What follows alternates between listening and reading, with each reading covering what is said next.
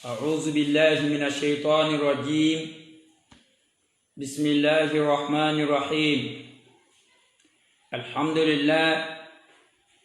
موي مبدي مبفلا نسلما ينفوللا موينا إيكوتو لايف كنا كما نياديا مونيونا نياتاني كلا ليلة القدر سوري ليلة القدر kuma shaman bali na folalo lon lawbu wa mina noyela monye a wole boto mokiala ni a wole seto igbe ma afamu ko nyuma kawda te nini ilema alabe wole kala barema momi gia ila wole ni lailatul qadr mini Thomas shaman bala la lon launa atomasi shaman bale diala kala bianuni ile silo alabe wole kamoni wedi midele mona hadisa mimiala Ubay bin Ka'b ma ako ko lailatul qadri asomanda dia ko tire ye bola wa menente kala tire ye bola alluna wa menente kala ala ko lailatul qadri le wole asomanda dia ka tenole ibe tere ye bola wa menente kala ko lailatul qadri e kanya wonya wole atoma se kelene Thomas e flana mana o mala Ibn Abbas ma o ka monye ko le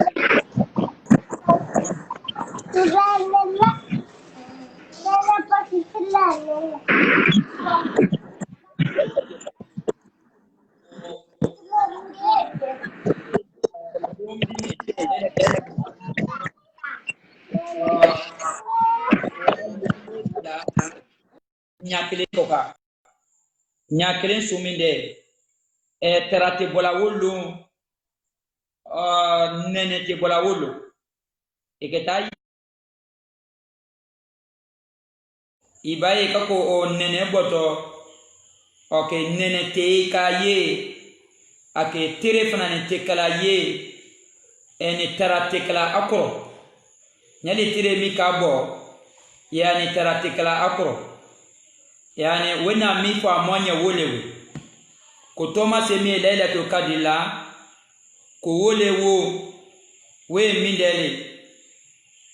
terate kala akro nene fanane te krakro oke wolona tere bola somandala tere wuyani nekera wuyan suminde ekelalo o aben nerena oke bo ammene yani ate moma bola ko lailatul qadr asomanda dia ka tenol Ibn Abbas ka monyete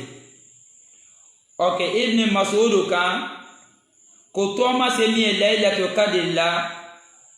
ko tere bola woluna kan so tere we ka bala lono ko tere ye bola bayna karnai shaytan tere ye bola shotene kere flami shotene kun ko kere tire ye bola wu flale woche lombe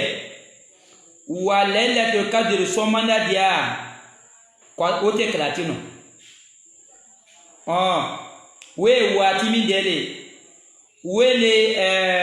10 wati le nyata na ma fama angera ngo 10 o'clock tire we bo wati aka wololo ko tire bo wati we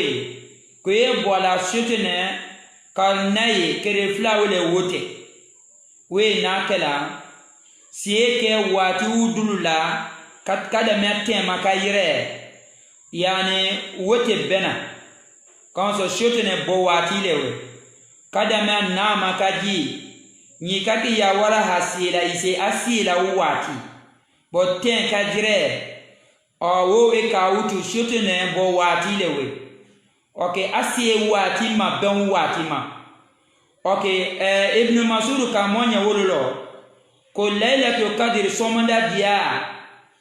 ko wote kelate ekete tie yenale ave bo menem batala tiketa yina tenole o meneto mu kala tere lonto wula laylatul qadr ta ko wote kala famu ko nyuma kala di mama ala be woleke wo we baye an Jabir bin Samra wo ka monye ko laylatul qadr ko we sulo yani ite ekala sanile san ani fonye le tiela wolonla sani fana ni yenala wolonla a be kuma monye afamu ko nyuma kaula te mama ala be woleka doka ko tire mene ko te wara wolo doka ko nene te kala wolo tera te kala wolo laylatul qadr somanda dia doka ko tire ye bola nyame ma shote na krefla wote nyam mene ye gbala mola ko laylatul qadr somanda dia ko tere te bola shote ne krefla wote wame ala ye shote ne benale o longola doka ko laylatul qadri ko asu sane nala laylatul qadr sulo ani fonye ba wole tiela laylatul qadr sulo alhamdulillah be wata fo wa amado matu malo kila bala we kila bana mi fola monye amado mo wonya yewe afamu ko nyuma kala adi mama ala be woleka nyawe ka boyi andawe ala nafisa bandi ya minde dila laylatul qadr ma nunu ile marote wofa awe dia mola hadisa lo ko laylatul qadr lomi wele asu wallahi marakawu nalale kana kabula fa hata ko marakawu yesiyala berekise ne mi yedukro koka ko maraka yesiyala wole laylatul qadr su ala nawofi sabandi ya ledila laylatul qadr ma afisa bandi ya di mindele ko laylatul qadr su ko ala te diela shote ne kima e bo wolona afana ni jangalo susu nya e naji wolona ala yo belalo jangalo te jila wolona we afisa bande ya dole afisa bando ya di mindele ko ala ye tube miala tube kela belela wolona afana ni mide kela e dadiaka sanda e wediaka benye sanda diaka to wati minde min ghurubi shamsi kadamya tere bima ha ila tulu'iha mafa faji dala sandiaka ni ko bale dogo ala ye sandiaka monye tere banungo bina kadya miawo ma kada si po somanda diala ala nato sandi atuna wodo here balo kala neni ile bama ala be wole kala wele to kadiri Thomas emi ala wolewe a Thomas edi mindeli mana wo mi ala tobari ka monye ko wolon sulo ko jiri buromuru yala ko abe bina wolo na duma ko kabango kiko si ala koto masha Allah jiri brobe bina wolo na dure ma ko kabango dunu ka ki ko si aduna ikoto ko ikoto ko laylatul qadr su ko koye jimi na nyata ni kala ko jile ko wo diala wolo na ise takela ya mingilele we kala laylatul qadr suluro ala here ba lono do wolo kala wala tenuni ilema ala be wole kala bade mamulu ye a dusula tieni a peti milla ase koma sana fa ne tabe wo lomba suma wo fe hamita ala ado hina ye mwala we kala limani adama ala be wole kala kala ay ko memma kala ay mone wo ko kelo ala be wole kala lombale de no afamu ko nyuma kala ate mama ala be wole kala we diani mola ake apa dulewe aha moya longutu lailatul qadr su e lomi dele amoro te wolwa lailatul qadr su e lomi dele nini ile wolo celade ko iltamsuha kwa yanyine fi ashr al awakhir adan remi amindema kwa yanyina tie kono ana minde atire romla ana tre lulu kwa yanyine wululo afamu ko nyuma kadi mama alabe woleka nyekaye lailatul qadr sumini atununi tilaba muhammad ma neni ile ya kun jaya ya natununi tilama wololo nyote alabana fo anye ko na dia mola nala la yifla yeno wulu we kere dati wulu kere la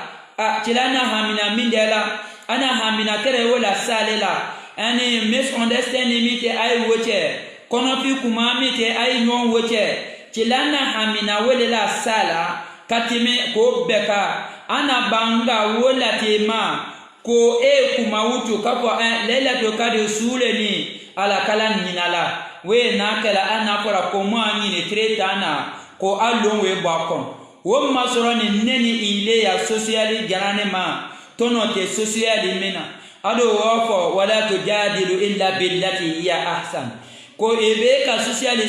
kala iye social ka kololo iye tono sorola mina iye social ka kololo ibense mamino kuana aya ye folalo hadisa ye folalo lon lawukan ye folalo bemma kan ye folalo iye social ka wololo bo ka social ke ko adiani nye ka ini media ni ininye kato we bakala kato wo difaula wo te be socialite wole we mindele wole watila nole ay watila nole mawe ala kande social mino chela kama fo social mino lon lawi abeman kama fo social mino ala kado watila nole loe watila nowe yalo ala kedi maingala wo wati wo ma ina wati mina mwaniwe imatono sorala ina wati mina nwaniwe make kole ala ibre yedima mainga tola afamo ko nyuma kala de moma ala be wole kala wala ma wo kumale ni longe ma jatesi kako lomina wole ni mide ken ila kala kaloti mwani urumlama mide ken ile takala kaloti mwani konoma wala mwani luluma wala mwani kelema wala mwani nanima wala mwani wobe nani lon launa kumala wobe ka beki itafo afamu ko nyuma kadi moma alabe wole kala nyawo kana hadisa nan nala nyami dema ana nala tamisu wonani kana hadisa ana taharraw laylatul qadr fi 10 al-awakhir min ramadan afani kana wonyama okay woko sontu selina umaru ani wila wololo kata sieba bela den kapo sieba unye ko sieba wu ay mwakiti fwenwe lailatul qadr su lomi dele adote we diamola moyi wolo ana tamika sieba usrola ko sieba wu miriade ama kabe wo koma okay ana kadi ibn abbas miteye wote dinina uwati okafo ko alina miyena lailatul qadr su ya kolo ko wele te mwani rumlale lailatul qadr su kalina miyena wolo ko welewe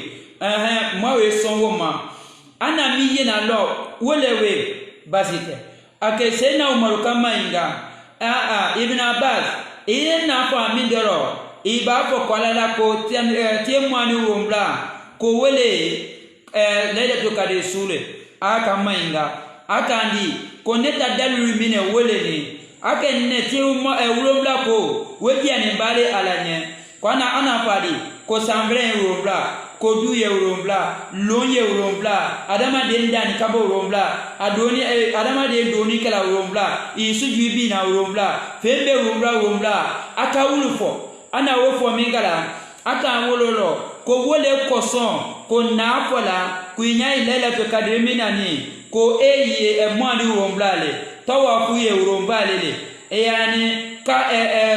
sotene bon we uromblale le ko be urombla ka we urombla be tundu inwana ka wo fosena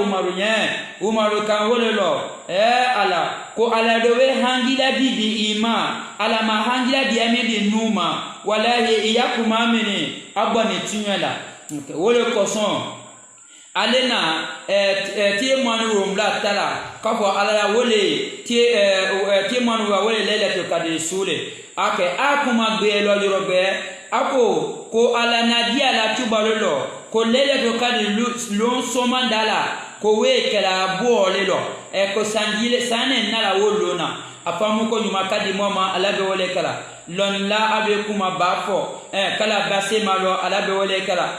note mawada mate mwani kelen wolona kana simina mo sangile ro wa abenze mawe ala talele awafo mabe yota kala mabe be mase malo ala be wole kala ana kuma mi fola kala baraka ke wolo ala be wole kala okay afamu ko nyuma ma wole nyini na ma wa kanunu lo kala wole ate nuni ilema ala be wole kala wote mwani urombla ma we wole tani bi ko alala lailatu kadilun sule we kala ma wake wole ala be wole kala o boye lon ladu kafo ko le nya lailatu kadisumi nani ko afe yete mwani nani nele du kawfo du kawolo ko lailatu kadisumi ni ko alepe yete mwani sabalele du kawfo duko ko lailatu kadisumi ni ko jamiala tere tanjo nale mafe bene ko wole lailatu kadisule wele do kawfo duko ko lailatu kadis kalomi annisfu kalonnisu atche manga ko lailatu kadisu ye jamia wolema atieta ninani wala atieta nilulu ko lailatu kadisu ko jamia wolema duko ko lailatu kadisu ye teta anise ko lailatu kadisu lewe ala afamu ko nyuma kadi mama ala be wole kala du kawolo ko ayete moi anifla wallahi kitabu di mabur kitabu wona fadi ko lailatu kadisu kumami kona koka abeda ko kuma binani kumami na ka koka kuma binani mana we fitinetani kawofu yin beki italonfo wa abenje mai ala talele kala wala tienuni ilema ala be wole kara balema mami dia ilautu ma kuma mitu na wala mawe balona toma semi lailatu kadila mawe wolon ala na fisabandi ya midama mawe wolon asabana alomi iwo wolon mana tomi alminde keni ala na fola lailatu kadima ko lailatul qadr midekeni ala na wofola kuma worole ye ala na ato woto belela la lailatul qadr kafo we wole lailatul qadr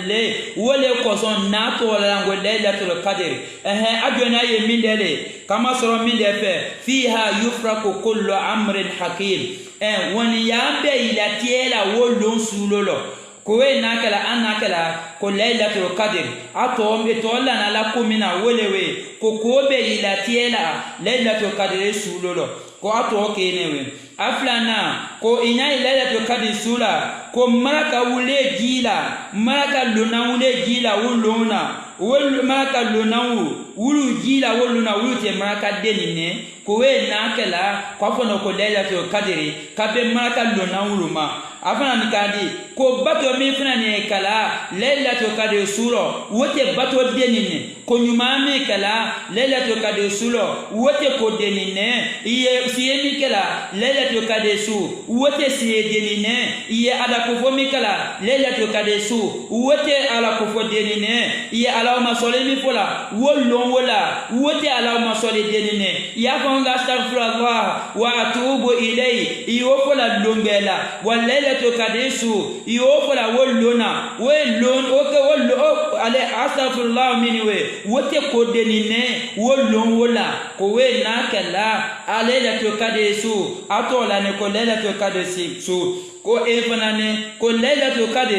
atola ne mindelo kama soro ko kitabu bana jila lela to kade sula mo bale fana na le nyakene jibrile kafana ni jini mo bale ma nyakene chela ba Muhammad le afana ni tane umma le ma umma kaza kadarin atani nation ma atani mo ulema mo mul valeria bon nyata ne kala neni ilele nute mo denene we na kala ana lela to kade su to wala la ko lela to kadiri anna ni nade we wala allolu na mi allo nana fadi kama so kuana ba mi gini kuana ba te ko denene wo gini lomba wole la kuana ye lomba lele mo mi fa ni nani kuana e wo ti we wo te mo denene we mo balele o fa ni gini ala lomba le ma afana ni gini mo me ma mo deni te wole we mo balele o fa ni gina ma lomba le lo afana ni we na kuana kara na mo mulunye wo fa te mo denene wuli ye mo balele wo le koson ana afola laylatul qadr ko laylatul qadr atomul lanala welewe akandi ko ina laylatul qadr la ko mo wule gila laylatul qadr la maraka wule gila laylatul qadr la we monu zawatul qadar wallahi fangale wulula zawatul qadar wallahi valele wulula zawatul qadar wallahi wulite mo denine maraka denite wulule wulule gila wolonwolela ko ona wole koson ana laylatul qadr to la wola kabango kafo kwa yanyine ati tano afamu ko nyuma kala te nini ilema alabe wole kala nyawe ka boye badema ma minde fola laylatul qadr sumene hikma min da na kala ala majiamwala we hikma min dele ko sa nuni ile momo jija batoma nuni ile momo jija batoma mokanata iban o moka nyame mabi kibana ko masusie dialo ko te mwani rombla ko nate wolema woto ye nyika ya tunu na chela ba Muhammadima abetu no mabe malewe kumamulu fwane an komula sini welewe wakafo miboni chela baki alo kafo alo loneni woma fode kafo chela bana fola monye ko lomine guye laylatul qadr sule ama wofo ana fola le kwa yanyini tietano ilo tanyini tietano ala laylatul qadr tatolewe ala lombata tolewe ala kalobata tolewe kalobamiye ala yehinara mola kalobamiye ala ya nyado na molo wele ta kani ile mana idonina ite suno ile mana ibani siekoma ilani sunoro ile mana ibani kobema idiana nguma kake ala ato ide kuna gbeyano sungalo bayena weta kelaka monye ko sungalo bayena weta ile jumu makafari ko wallahi ibeke kuna bojone sungalo bayena ala majaba ile jumuma sungalo bayena ala makoke hela ke ilenye sungalo bala weta ala idowe kuna gboya kala numata wosuma ala be wole kala wolo koson ala na ala tunna wololo ko nuni ile ko momo jija batoma o ana alikamalona tunna wololo وأكاد أخفيها لتجزى كل نفس بما كسبت أكاد أخفيها لتجزى كل نفس بما كسبت كنا الكمالون نا على كل تنالي كسان بسرا إيك وليلا إنا ميكلا تو نسرا ولا كما سورة اللوتي بيلونا دوتنا بنا كومالي كالو ما كنو كالو ميكا سنيلا نسيا علي على نيه أدونا لا تناولو كما تشانالي على نيه ها فماتا أفو حتى زوتم المقابر كساماتا أفو ما تشانanye فماتا لكبروفو على womini we ulbekenine hinelema ulbekeni dianyelema modo diani alanyo modo mahine yebe alalaw wa mahine te magerela wolo koso mabisola gbiyani ku kema wa badema nafunye ikana ala ikuno kafo ko tie manu romla wole peset o kafo alala lailatul qadr sule wole I banta ko masu se dialo I benwo kima ko ndato lailatul qadr sulolo e ile mi mene ala mene be ki katimika alimon bezati sodo mi I josolo akawolo ili iba bimate koma yena mu yeba bimate la ina ko banda place yene ala e kalo mi foti ima e kawolo iban kuru sengoma du kuru du se ka kuru labo ina ko ndayalo ikami soro ikete weyena ya ala adomanda nine nyaka muru soro abo ki ibroti ala wala he abe woke ya mene ya ko suwole e ha wo ka gbela ile kete wo confess ka ka fo ela imako benda ke wole ala barawlo do ele mene yako ibata ko masi dialo ya ko to alala leya to kadesu ndato wole ma jena wole tela inye ndato wole ma jena bu we fo inye ndato wole ma jena fu inye ko ala buke de dinyala ile ma wollo ne la ibani ngo ikiba abato kema bato ko kema fo longene wala jena wo funya ko ala dinyati ma wollo na ite woto ya wo kuma suwe wo mene ya ko suwul wulu to yeno islama ya lo ala ikale islama ya lo iki inyalatu inyagbelama iwoke islama ya lo wole diane ko ki inyama ke islama ya lo ko so inyama we ka islama ya lo ado ye ikede wo mene mi akela ikede mene ya ka wolo nyire kake inyatuni nyagbelele iketa bele kala ka abela de ikono sala nata yina ila afamu ko nyuma kala di mama ala be wole kala nyama ka wajiroko mina kala tunu ni mama wolewe nyado weto woma ale tietana bamini ele do abe kaminde ke akolo we mindele Aisha na tila mainga wololo ko tila ko ne midefo ale leila to kadu ko mino ne ke du wi minde kala abo wololo ko e minde nyini na ay jafa dele alala ala jafa mawe sam ma beke kalo kono kalo sein mawe woke ma ko tienu mawe woke ma ko kurukunu ma woke ma sunyani wula ma woke ma wiya ko wula ma woke ma kani wula ma woke ma kanzon wula yurobe ma beke o kalo kilemini woke ni midele ko ma na kana ma jesene ya kalo kiyemina kalo dini ma wulolo ko mana ko mulukela mana ma fanasi alama ko sa alayine mola ku yakadi imide fola ya Allahumma innaka afuwun tuhibbul afwa fa'fu anna Allahumma innaka afuwun tuhibbul afwa fa'fu anna iwo fo kala se ya ka teta meno iwo fo kala se ya teta meno ala ido ine ye moya mi folo we ido tate bana mo bade mali shola ni ado ni we jaun itate bade mali shola ni anie we gbiada bade mali shola ni ala nyanie te utu nie jara nyawote utu ane la manote ane mini wala manote nyanie jarante ane mini wala manote kama soro milema akafriya kama soro milema amo kundanya abi ban ala doka ane biya ala afamu ko nyuma kala di mama ala do le kala mote mene akala alala imikala wole isianye jate mala ijate la miseni mina iweke alanya itakullaha aisha alanya haqqa tuqati yasianye isemina cho reke shana alanya limitimina isha alanya wala ikana ala timi adanka ikana kugbe kana tabialo nyata ni kala jeji ale o kana tabialo wole koson ma diala mo bela numu ye karana ne mo diala mo bela numu mo ye mala gbena ma fa abenye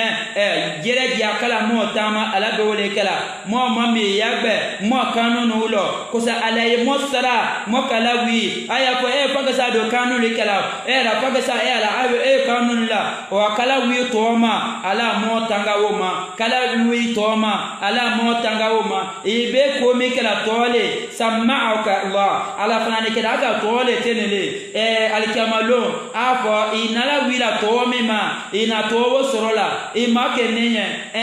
yako yewe imake nenye yakanun yewe imake nenye yasi yewe imake nenye yako nyuma yewe ala akana takete moiti laba ni kono fi ko mo boale alkamalo wole koson amama laja lailatul qadr sumene amama sebe dola akonyuma ate konyuma denine ilaja ebeka konyuma mekala ilaja yakene konyuma denite kalomine senafo atie tamene ate konyuma denine ilaja yiwe kala badema ilaja ala ijoso moya ilaja ala limani ya dima ma wo do wile la benye afamu konyuma kala te mama ala be wole kala nyamo kaseya mo se dana mo ala sunyana le yetete khairu kalama qala wadal wala yutil aymin